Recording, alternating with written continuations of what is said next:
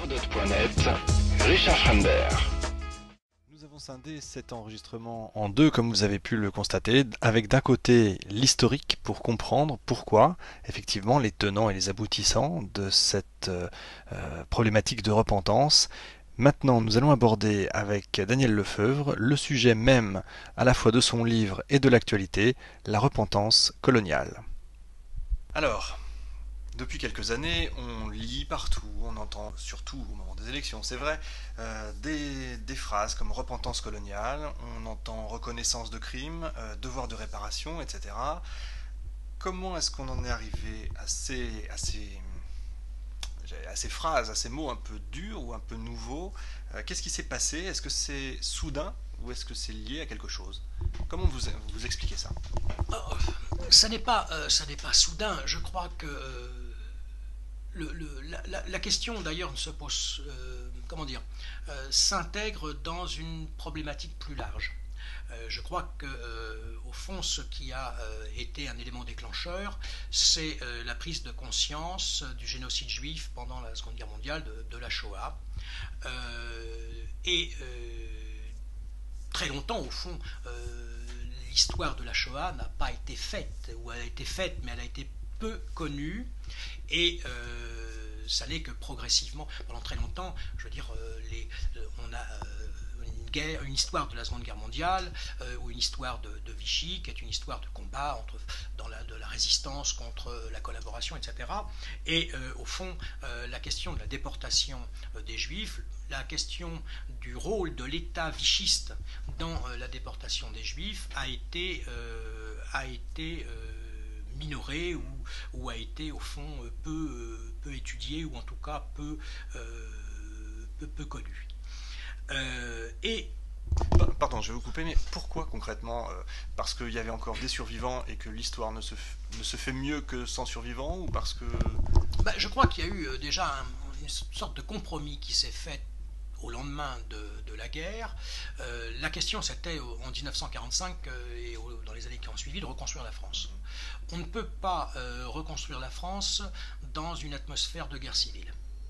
Donc il fallait au fond créer un consensus au sein de la population française permettant au fond de rassembler tout le monde et de mettre tout le monde au travail.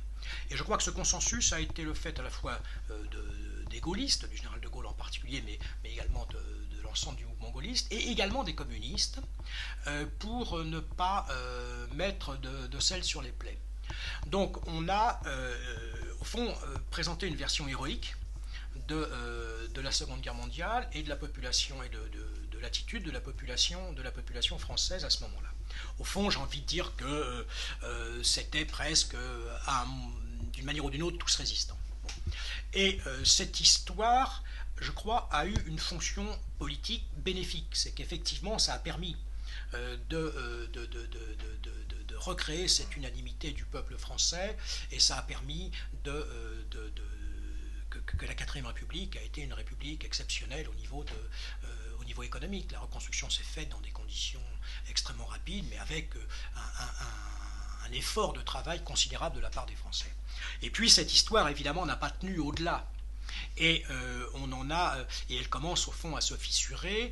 Un historien américain, Paxton, sort sa France de Vichy. De mémoire, la première édition doit être en 1971, quelques années après dans la version française, et qui montre que Vichy a joué un rôle actif dans la collaboration, qu'il n'a pas été le bouclier que Pétain expliquait avoir été, mais au contraire un acteur qui s'est mis volontairement dans une politique de collaboration avec les nazis, et que Vichy a joué un rôle considérable dans la déportation des Juifs de France.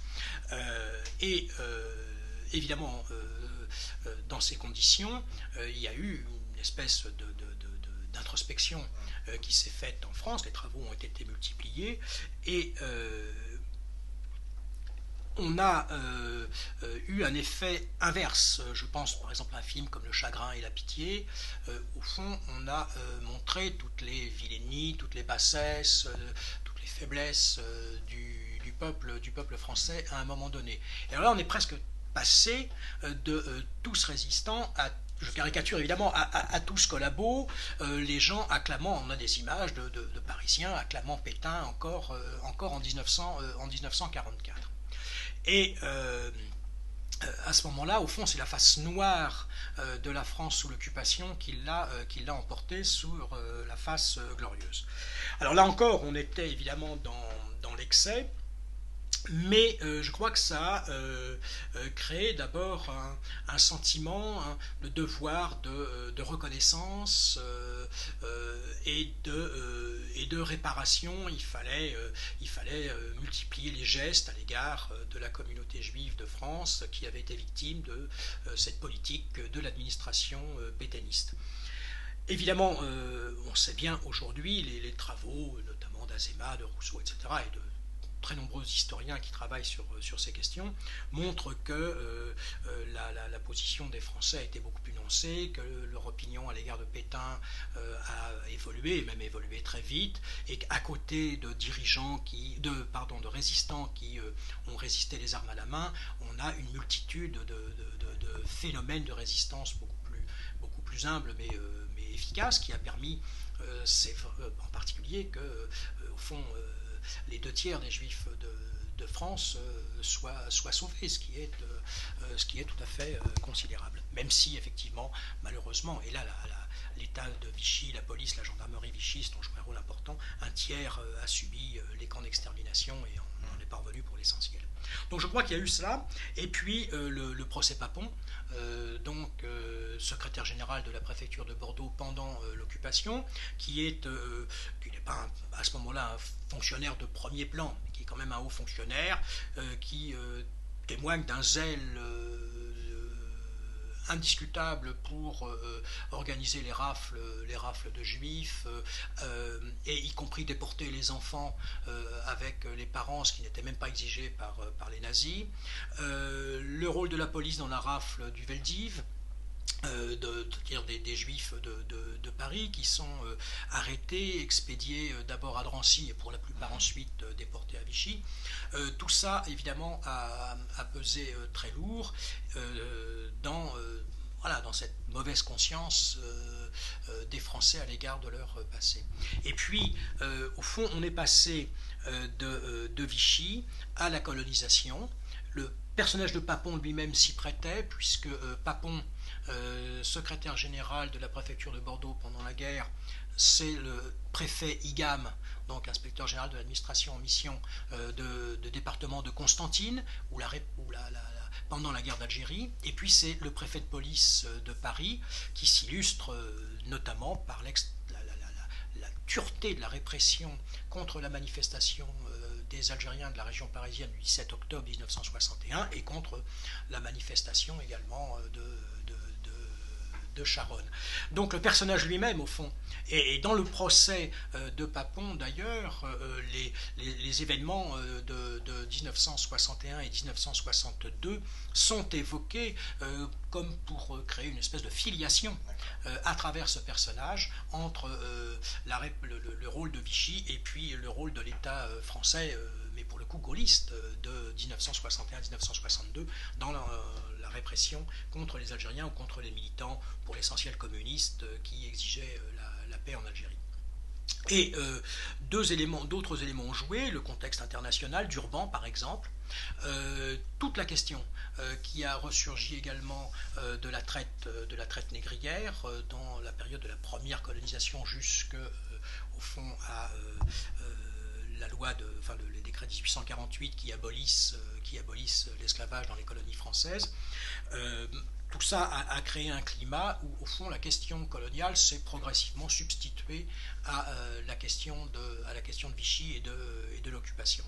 Durban, c'est la conférence en 2001, c'est ça? Il y a effectivement Durban qui, là, a posé le problème du rôle de la colonisation dans le sous-développement et qui a demandé donc que la colonisation, la traite négrière soit condamnée, notamment par les instances internationales, l'ONU, et que cette condamnation se prolonge par une politique de réparation. On est allé jusqu'à chercher à évaluer la valeur perdue par l'Afrique du fait de de l'esclavage.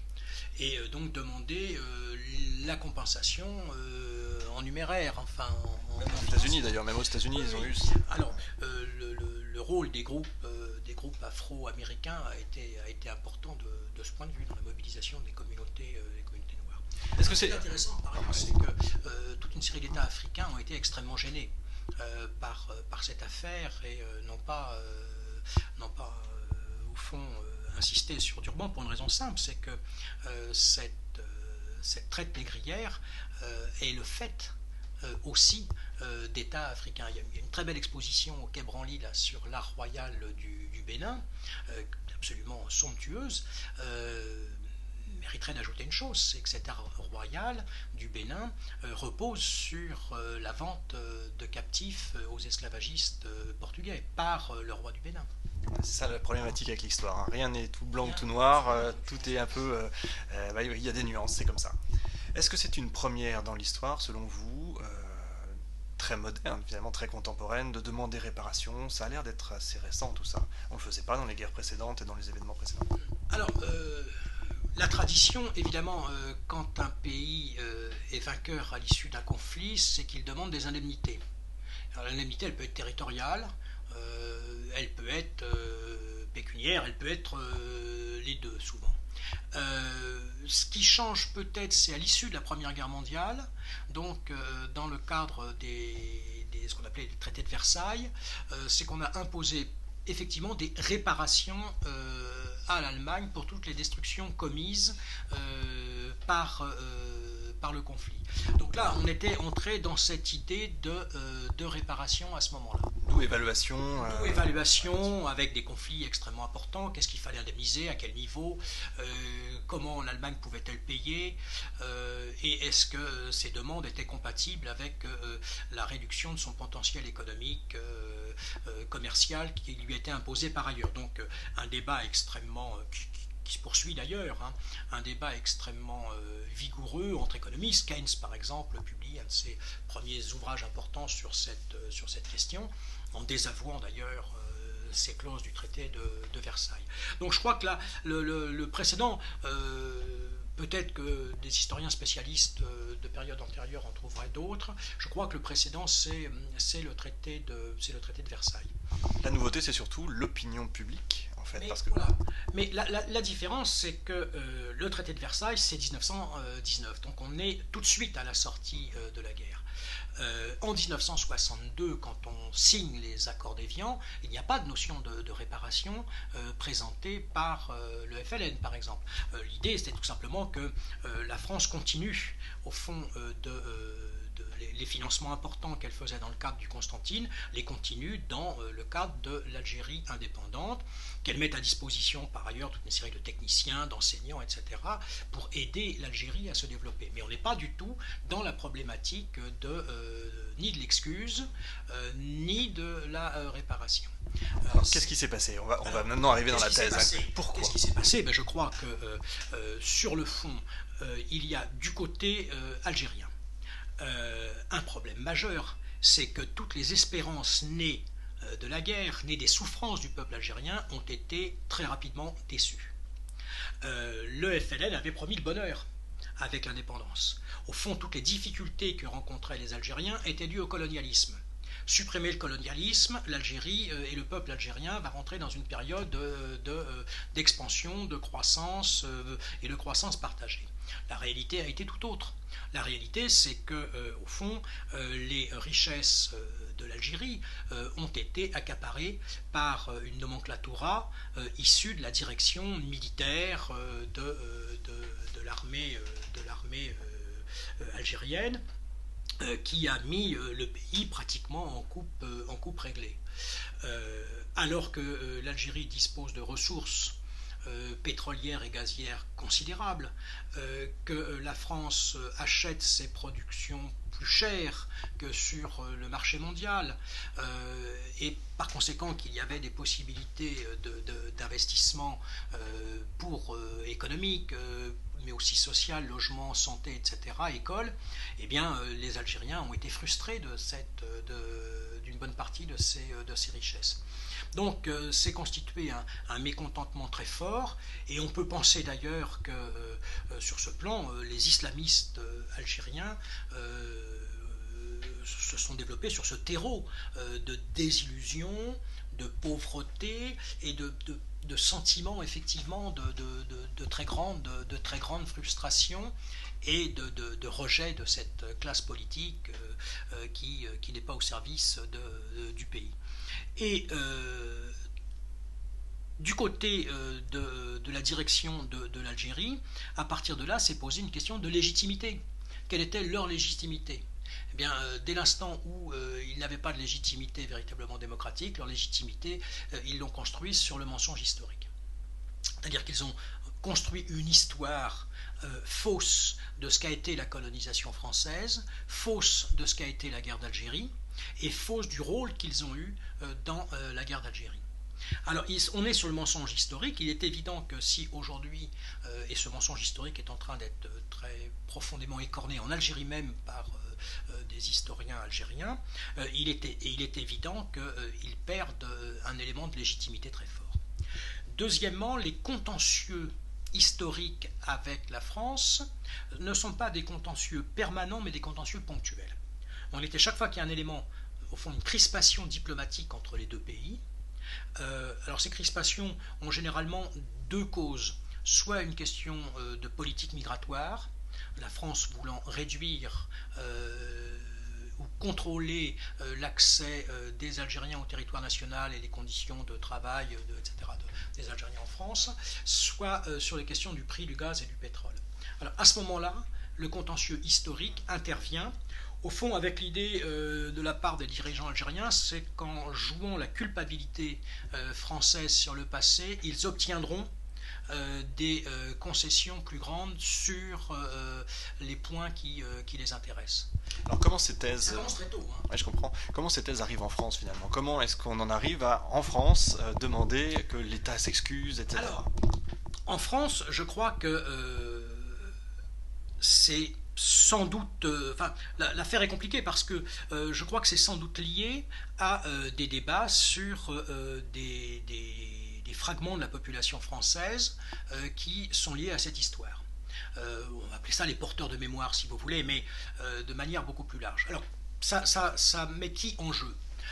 Ça met en jeu, bien entendu, les Français d'Algérie et leurs descendants qui, évidemment, sont dans une position revendicative par rapport moins d'ailleurs à l'Algérie qu'à la France, en disant nous avons été spoliés, nous n'avons pas été indemnisés, nous avons connu des conditions difficiles de retour et de réinstallation et nous n'avons pas été indemnisés à la hauteur de nos pertes. Alors oui, ça, on peut même dire des conditions lamentables en fait, sans aller... Non, oui, des conditions tout à fait lamentables, en particulier en termes de logement. Alors là-dessus, on pourrait revenir, parce que c'est une histoire un peu longue, mais on y reviendra, ça m'intéresse, puisque je travaille sur cette question justement actuellement, je prépare un autre bouquin sur ces questions, du retour des Français d'Algérie et des conditions dans lesquelles ils se sont réinsérés, insérés plutôt, puisque la plupart n'avaient pas de lien direct, en France. Donc, au fond, j'ai envie de dire, pratiquement depuis 1962, les rapatriés et les organisations qui les représentent ou qui prétendent les représenter sont sur une position, au fond, revendicative et entretiennent, au fond, une mémoire de victimes de ces événements. Deuxième groupe, les soldats du contingent. Il y a eu au total 1 200 000 soldats du contingent qui ont été envoyés pour une durée ou une autre en Algérie, 400 000 soldats d'actifs, donc 1 600 000 qui eux aussi se posent des questions sur la guerre qu'on leur a fait faire et les raisons pour lesquelles on les a fait combattre, outre pendant très longtemps les revendications qu'ils avaient sur la carte du combattant qui était important pour des hommes qui arrivaient à l'âge de la retraite. D'autres groupes se sont ensuite progressivement manifestés. Ce sont ce qu'on appelle les fils de harkis. Donc c'est deuxième génération. Hein. Alors donc c'est des harkis qui sont certains ont pu s'installer en France. Si les pieds noirs ont rencontré des difficultés, les harkis ont rencontré des difficultés encore plus importantes pour ceux qui sont rentrés comme harkis. Je ne parle pas pour ceux qui, au fond, se sont fondus dans l'immigration algérienne d'après la guerre. Et beaucoup, par exemple, ont été installés dans des camps, dans les chantiers forestiers qui ont fonctionné sur un mode paramilitaire, à l'écart de la société française. Les enfants ont eu beaucoup de difficultés à s'installer, à s'insérer, à se faire reconnaître aussi comme français. Donc progressivement, les harkis eux-mêmes sont restés muets. Mais les enfants, progressivement, ont commencé de prendre la parole et d'exiger à la fois une reconnaissance symbolique pour les sacrifices de leur père, mais également des compensations matérielles en termes d'insertion, de facilité scolaire, voire même d'indemnité pour pouvoir s'installer dignement. Donc là, il y a eu aussi ce groupe qui est intervenu et qui, au fond, a conflué avec les Pieds Noirs. Il y a eu comme ça, évidemment, des confluences entre victimes de l'indépendance algérienne. Et puis, les Algériens étaient déjà nombreux en France au moment de l'indépendance, 350 000 environ en 1962. Mais entre 1952 et 1970, on passe de 350 000 à 700 000. C'est-à-dire que l'immigration algérienne se développe considérablement après l'indépendance. Et deuxième caractéristique, cette immigration est une immigration beaucoup plus familiale et c'est une immigration qui s'installe définitivement en France. Il y a peut-être dans la tête le rêve du retour, mais la réalité c'est que la plupart s'installent en France et que les enfants qui viennent ou les enfants qui naissent sont de fait ou légalement même des jeunes Français. Et je crois, comme tout le monde au fond, il y a besoin de savoir d'où on vient, pourquoi on est là, et donc il y a eu un appétit également, un appétit d'histoire. Comme pour beaucoup de ces jeunes, l'intégration se fait, mais qu'elle se fait parfois difficilement, surtout après les années 1973-75, au moment où la crise économique fait des ravages dans l'industrie française, la plus traditionnelle, où elle touche les travailleurs les moins qualifiés. Et parmi ces travailleurs les moins qualifiés, on trouve beaucoup d'immigrés qui vont être les premières victimes d'un chômage de longue durée.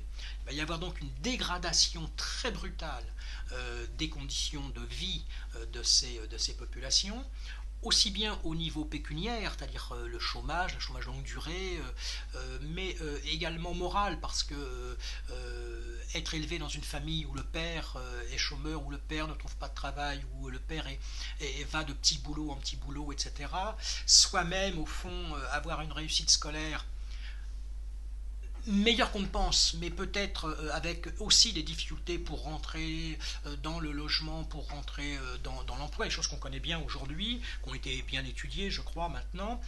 Tout ça a créé, au fond, a renvoyé une image, mais au fond, est-ce qu'on n'est pas aujourd'hui victime d'un racisme anti-arabe qui serait le produit d'un racisme né de la période coloniale?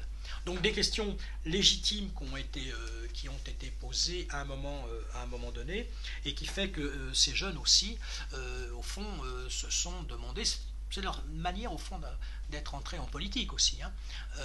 Donc ça a des aspects, me semble-t-il, positifs, se demandent si ils ne sont pas traités comme des indigènes pouvaient l'être autrefois dans les colonies françaises. Donc cette demande de repentance part d'un bon sens, d'une logique évidente. Il y a des logiques évidentes. C'est pourquoi d'ailleurs c'est un vrai débat politique. C'est pas des choses totalement artificielles.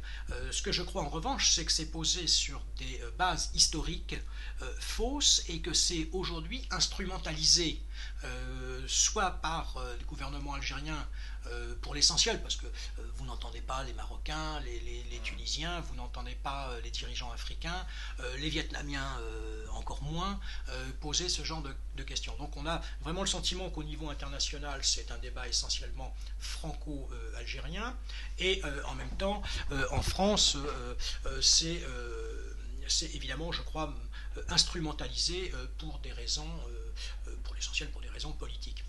J'ajoute parmi les éléments il y a eu évidemment tout le débat autour de l'esclavage, qui a été un débat extrêmement fort en France, mais aussi dans les départements français d'outre-mer, et qui a conduit à la loi Taubira. Donc vous vous dites maintenant, avec votre livre, pour en finir avec la repentance coloniale, pourquoi concrètement quelle est la thèse Alors la thèse, elle est simple. D'une part, il faut cesser de caricaturer la colonisation et d'en faire une espèce de mal absolu, voire de préfiguration du nazisme. De ce point de vue, je veux dire, les historiens français ont beaucoup travaillé, et j'ai envie de dire depuis fort longtemps, on a des travaux remarquables dès le XIXe siècle sur l'histoire de la colonisation.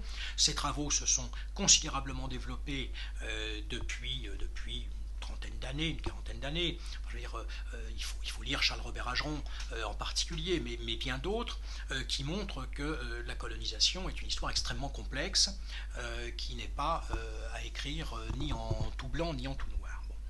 Donc, les bases historiques qui servent à la revendication de repentance et de réparation sont toujours des bases historiquement fausses. C'est pas des histoires de la colonisation, c'est des procès faits à la colonisation. Donc c'est une histoire à charge et unilatérale. Et deuxièmement, je crois même que cette revendication sert au fond à justifier une transformation de la République sur des bases communautaristes. C'est-à-dire que on veut, au fond, sous couvert de réparation, défaire le droit français, qui est un droit qui s'applique à l'ensemble des citoyens, pour offrir des droits particuliers à tel ou tel segment de la société française au nom d'un passé qu'il faudrait réparer. Donc l'enjeu est à la fois académique, historique si je puis dire, mais il est évidemment aussi politique. J'ai l'impression, et on va aller rapidement parce que là on va exploser le temps habituel bien sûr, mais c'est assez passionnant et c'est aussi quand même très compliqué. Donc vraiment il faut comprendre que c'est effectivement, vous le disiez, ni tout blanc ni tout noir, il y a toujours des vérités au centre. J'ai l'impression que le métier d'historien, si on peut appeler ça métier d'historien, est en train de changer, l'historien est en train de devenir de plus en plus un juge d'instruction, mais qui instruit et qui juge, ce qui n'était pas la base notamment. Absolument. Je voudrais rappeler simplement cette phrase de Lucien Febvre, qui était un des grands historiens français depuis fin des années 20, cofondateur des Annales avec Marc Bloch, et qui disait l'historien n'est pas un juge, pas même un juge d'instruction, et qui mettait en garde contre les postures de procureur. C'est facile de juger l'histoire, c'est facile de condamner les hommes du passé, puisqu'ils ne sont pas là de toute façon pour se défendre. On peut se demander à quoi ça sert d'ailleurs de condamner le passé. On peut toujours condamner la colonisation française par Jules César et regretter qu'il ait fait exécuter un prisonnier de guerre vers Saint-Gétorix, malgré les conventions de Genève qui les interdisent, mais ça n'a évidemment strictement aucun sens. Alors il y a effectivement, me semble-t-il, un risque. Certes, les historiens ont toujours été des acteurs de la vie politique. Et au fond, ce qu'on appelle l'école historique française, qui s'est construite avec la Troisième République, un petit peu avant d'ailleurs, avec Fustel de Coulanges par exemple, mais surtout avec la Troisième République, ces historiens ont toujours été des historiens engagés. Ce sont des historiens républicains qui se sont attachés à construire autour de la République un consensus historique. La question qui se pose aujourd'hui n'est donc pas de savoir si tel ou tel historien est engagé dans un combat politique, c'est totalement légitime de sa part. La question, c'est comment il fait de l'histoire et comment il intègre cette histoire dans son combat politique. Et ce qui m'inquiète actuellement, et notamment dans un appel qui circule sur reconstruire un dialogue ou une histoire commune avec l'Algérie, c'est qu'il y a une confusion qui s'opère et qu'au fond, on est en train non plus la question qui se pose, ce n'est plus quel est l'engagement individuel de l'historien, mais quelle est la fonction qu'il assigne à l'histoire et à partir de là, la manière dont il va faire de l'histoire. Et je crois que de ce point de vue, il y a danger. Je pense que quand on est en train de faire de l'histoire, quand on fait notre métier d'historien, et je crois qu'il y a effectivement un métier d'historien, il faut le faire non pas de manière neutre, mais il faut essayer quand même de le faire de manière honnête. Et le faire de manière honnête, c'est prendre en considération tous les éléments que les archives, que les témoins nous offrent pour écrire cette histoire qui est une histoire nécessairement complexe. Avec le plus de recul possible. Avec le plus de recul possible, et en sachant qu'en permanence on peut être piégé par nos propres engagements. Et donc en étant honnête, y compris sur la position de départ qu'on occupe quand on travaille sur cette histoire. Je voudrais rappeler, j'ai retrouvé une phrase de Seignobos, Charles Seignobos, qui disait « L'historien est dans la position d'un physicien qui ne connaîtrait les faits que par le compte-rendu d'un garçon de laboratoire ignorant et peut-être menteur. » Oui, mais le problème, c'est qu'évidemment, on parle de sciences historiques, mais nous ne pouvons pas faire des expériences de laboratoire. Donc on travaille sur quoi? On travaille sur les archives. Alors ces archives, elles peuvent être plus ou moins anciennes, elles peuvent être écrites ou elles peuvent être orales, ça peut être des images, etc. Par conséquent, on travaille toujours sur le regard porté par quelqu'un sur un événement. Et ce quelqu'un intègre dans ce regard sa part de subjectivité et sa propre position. C'est évident que si j'ai les mémoires de Bugeaud d'un côté et des textes d'Abdelkader de l'autre, je n'aurai pas le même regard sur la conquête de l'Algérie. C'est important d'avoir les deux. Mais c'est important d'avoir les deux. Si j'ai un défenseur de la Bastille ou un Parisien qui prend la Bastille, je n'ai pas le même regard. Donc la question n'est pas de savoir qui a raison, qui a tort. La question, c'est de prendre l'ensemble de ces regards, de ces traces que laisse l'événement à travers les marques qu'il en laisse chez les hommes ou dans l'espace, pour essayer à partir de là, non seulement de reconstruire au mieux l'événement, sachant qu'on n'arrivera jamais à le reconstruire dans sa totalité, et ensuite donner son sens à l'événement. L'historien, ce n'est pas seulement celui qui décrit ce qui s'est passé, c'est d'abord celui qui cherche à comprendre ce qui s'est passé. De ce point de vue, je crois que le livre exceptionnel que tout le monde peut lire parce qu'il est d'une clarté absolue, c'est Le Dimanche de Bouvines de Georges Duby. Le Dimanche de Bouvines de Georges Duby, d'abord c'est le premier qui remarque que la bataille de Bouvines a eu lieu un dimanche. Non pas le premier qui le remarque en tant que tel, mais le premier qui va exploiter cette information majeure. Et Georges Duby explique que l'événement, à ce moment-là, permet de faire ressurgir des profondeurs de la société, au fond, tout ce qui est toute une sociologie des sociétés, mais également toute une culture de la guerre, etc. C'est un livre absolument remarquable qui, moi, c'est le livre qui me guide un petit peu dans ma manière de faire de l'histoire. Je vais terminer avec une question un petit peu provocatrice, mais vous en avez parlé rapidement. Est-ce qu'on risque pas de se retrouver un jour avec un procès de la France vers l'Italie en demandant réparation justement des crimes de César pendant la conquête de la Gaule? C'est provocateur, mais en même temps, est-ce qu'on va pas un jour en arriver là? C'est l'idée absurde que j'avais formulée dans ma première partie, enfin l'introduction de mon bouquin. Moi, je suis fils par ma mère d'Auvergnat, de Clermont-Ferrand. J'ai été en vacances quelquefois et je voyais cette statue de Vercingétorix sur la plage Jaude. Et je me dis, au fond, est-ce qu'on ne va pas demander réparation? Ça serait évidemment totalement stupide. Et puis alors, par ailleurs, quand on dit la France est coupable de, mais c'est quoi la France à ce niveau-là? Je veux dire, qui est responsable, par exemple, pendant la guerre d'Algérie? Bien entendu, il y a eu des tortionnaires. Il y a eu les Ossares, etc.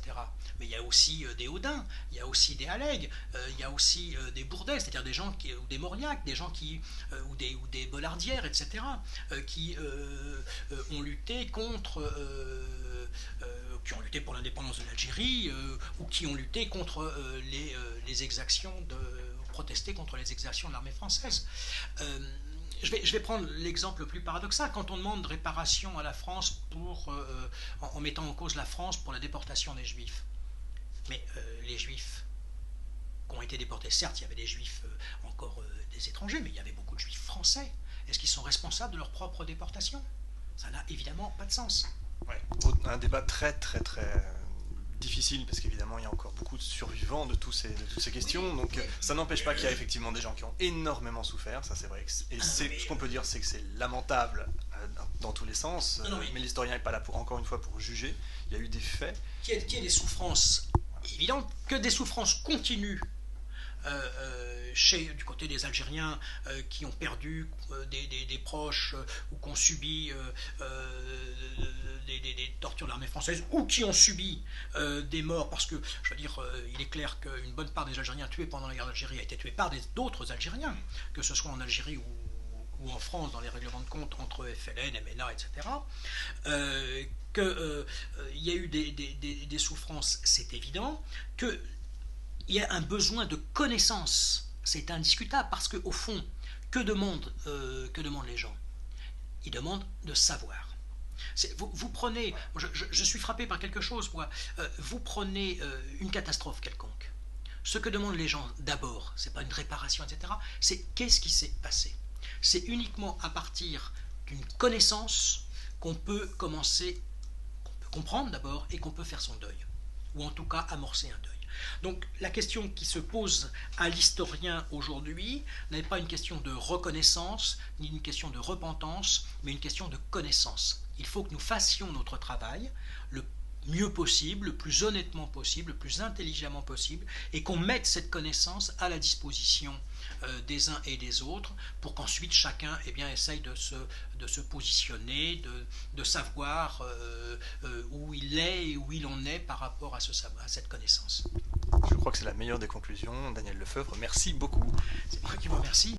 Voilà, un sujet en tout cas pas simple, vous l'avez vu, peut-être aurons-nous la chance d'avoir d'autres interlocuteurs sur le sujet, en tout cas il faudra certainement y revenir. Sachez que Daniel Lefebvre est co-auteur d'un blog qui s'appelle étudescoloniales.canalblog.com, vous aurez ça sur Hérodote.net, nous allons vous remettre le lien bien évidemment, et toujours sur Hérodote.net pour en savoir beaucoup plus, parce qu'il y a évidemment beaucoup à dire sur ce sujet.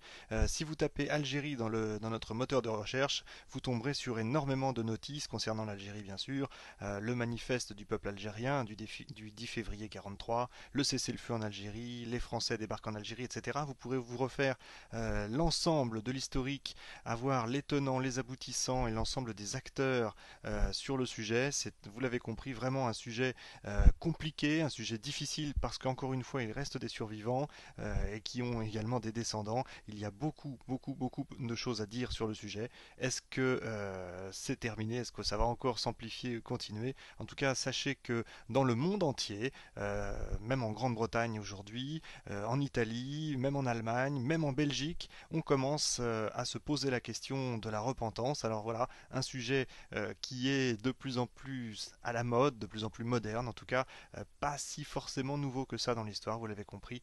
Merci à toutes et à tous de nous avoir suivis. Rendez-vous dans 15 jours avec un nouveau sujet. À très vite.